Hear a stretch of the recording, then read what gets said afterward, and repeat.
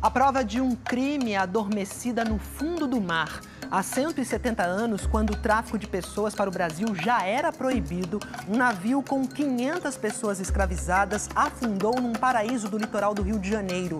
Agora, pesquisadores estão trazendo à tona a história do Brigue Camargo. O Fantástico acompanhou com exclusividade as buscas pelos destroços dessa embarcação.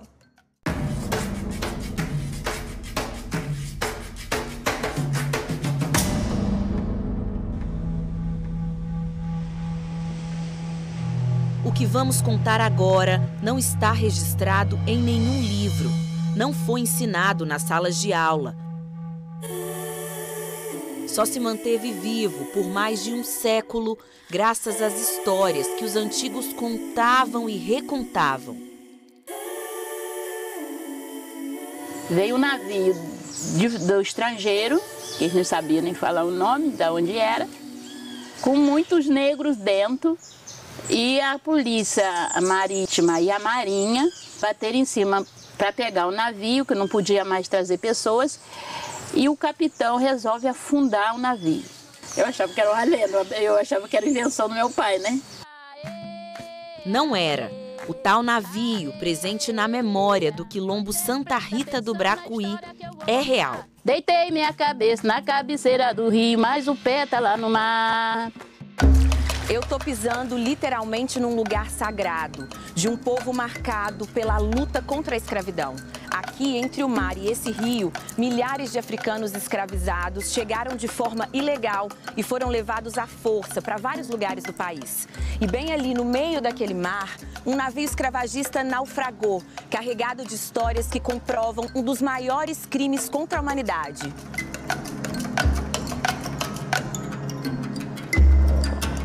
Para descobrir os detalhes não é preciso ir muito fundo. Embaixo de todo esse lodo e areia, a 8 metros de profundidade, está o Brigue Camargo, o primeiro navio escravagista encontrado e estudado na costa brasileira. Até hoje, apenas 6 foram localizados no mundo. Em 1852, o Camargo chegou na costa de Angra dos Reis, trazendo mais de 500 africanos de Moçambique. Isso aconteceu 2 anos depois de o tráfico de pessoas ter sido proibido no Brasil. Com medo de ser pego, o capitão norte-americano Nathaniel Gordon colocou fogo na embarcação. Existem 2 versões para essa parte da história. Pelos relatos oficiais que a gente tem, as canoas vão até o navio. Os africanos desembarcam nas canoas, os que sobreviveram. Mas para os mais antigos que moravam nessas terras... A história oral diz que houve tragédia. O pessoal diz que ele quebra o casco do navio e deixa afundar. Então as pessoas que estavam lá dentro morreram. 10 anos depois de fugir do Brasil, o capitão Gordon foi preso nos Estados Unidos. Ele foi enforcado. Foi o único, que eu saiba, traficante enforcado pelo crime, né, de trazer africanos para as Américas. Desde então, a memória dessas pessoas ficou perdida no mar. O local exato do naufrágio só foi encontrado no ano passado, depois de 15 anos de pesquisa.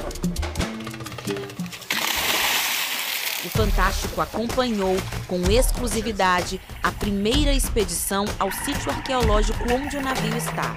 Quando a gente fala de um naufrágio, uma embarcação que naufragou, a gente está falando de restos de uma embarcação, porque grande parte desse material ele se deteriora com o passar do tempo.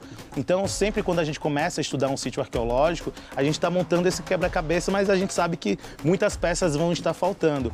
A embarcação naufragou próximo à foz do rio Bracuí, onde tem muita lama.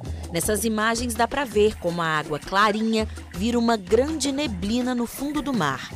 A gente desaparece nessa neblina e começa a estudar como se não tivesse visão, né? Usando apenas o toque, como fosse uma leitura de braille, né? O Felipe é presidente do Instituto Afro-Origens, um projeto que pesquisa naufrágios escravagistas. Ele também é um dos arqueólogos responsáveis pela expedição. A cada mergulho, ele volta com mais descobertas. Uma embarcação de madeira, que ela tem características de que foi incendiada no processo de afundamento. Tem alguma coisa lá? A gente encontra madeira carbonizada em toda a área do sítio arqueológico, o que mostra que realmente essa embarcação ela foi incendiada, ficou como uma fogueira flutuante até ela começar a afundar e se acomodar no fundo do mar. Essas boias amarelas demarcam o tamanho do navio. Ele tem cerca de 30 metros de comprimento e provavelmente está com a proa, à frente, virada para a terra. A expedição vai durar pelo menos 3 anos. Então, quando a gente fala de um navio que era utilizado no tráfico clandestino de pessoas, a gente sabe que vão ter elementos que vão ser característicos dessa atividade. A gente sabe que vai encontrar garrafas, pratos, utensílios. Agora, este local é patrimônio nacional, protegido e registrado pelo IPHAN. Por isso, é crime federal mergulhar ou tentar retirar qualquer peça do navio.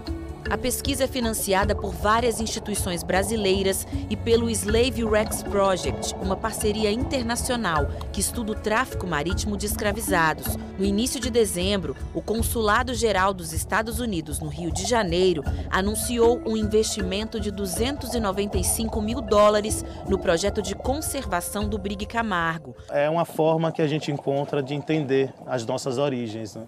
A gente não está escavando um sítio arqueológico, a gente está escavando a nossa própria alma, né? Presta atenção na história que eu vou contar. Deitei minha cabeça na cabeceira do rio, mas o pé tá lá no mar. Os antepassados da Marilda, que hoje é a principal liderança da comunidade, estão entre os que permaneceram nas terras do Bracuí. O que essa terra representa para você, Marilda? Ah, representa tudo, a fortaleza, o lugar onde morar. Em 1856, essas terras foram deixadas como herança de papel passado para as famílias que ainda viviam por lá. Mesmo assim, a comunidade luta até hoje pela titulação da terra. O Camargo é mais uma ferramenta, né? Que vai estar nos ajudando aí nessa luta. Manter as raízes firmadas nesse solo é a missão do MEC. Babalorixá, que coordena o Centro Cultural Aie Eletuloju, que em Yorubá significa terra fértil.